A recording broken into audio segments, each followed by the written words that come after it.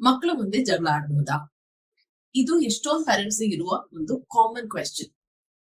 ನಿಜ ಏನಂದ್ರೆ, ಎರಡ್ ಮನುಷ್ಯರು ಒಟ್ಟಿಗಿದ್ದಾರೆ ಅಂತಂದ್ರೆ, ಅದು ಫ್ರೆಂಡ್ಶಿಪ್ ಅಲ್ಲಿ ಇರ್ಲಿ, ಗಂಡ ಹೆಂಡತಿ ಆಗಿರ್ಲಿ, ಫ್ಯಾಮಿಲಿ ಒಳಗಿರ್ಲಿ, ಯಾಕೆ ಕೆಲ್ಸದಲ್ಲೂ ಇರ್ಲಿ, ಎರಡ್ ಮನುಷ್ಯರು ಯಾವಾಗ್ಲೂ ಒಂದೇ ರೀತಿ ಯೋಚನೆ ಮಾಡಕ್ಕೆ ಸಾಧ್ಯವಿಲ್ಲ.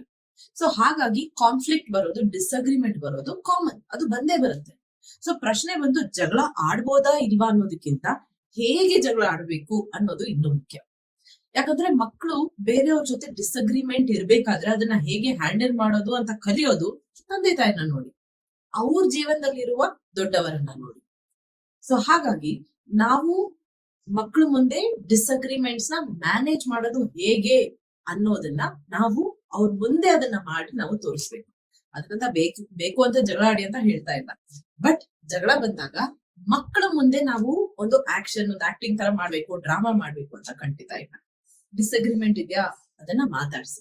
ಬಟ್ ಆ ಡಿಸ್ಅಗ್ರಿಮೆಂಟ್, ಕಾನ್ಫ್ಲಿಕ್ಟ್ ಅಥವಾ ಜಗಳ ಬಂದಾಗ ರೆಸ್ಪೆಕ್ಟ್, ಕೈಂಡ್ನೆಸ್, ಎಂಪತಿ, ಇದು ಮೂರನ್ನು ಇಟ್ಕೊಂಡು ಹೇಗೆ ನಾವು ಡಿಸ್ಅಗ್ರಿಮೆಂಟ್ ಮಾಡೋದು ಅನ್ನೋದನ್ನ ನೀವು ಮಾಡಿ ತೋರಿಸಿ. ಇದ್ರ ಬಗ್ಗೆ ಇನ್ನು ಕಲ್ತ್ಕೋಬೇಕು ಅಂತ ಅನ್ಸತ್ತಾ? ಲಿಂಕ್ ನ ಕ್ಲಿಕ್ ಮಾಡಿ ನಂದು ಮಾಸ್ಟರ್ ಕ್ಲಾಸ್ಗೆ ಜಾಯ್ನ್ ಆಗಿ ನಿಮ್ಮನ್ನ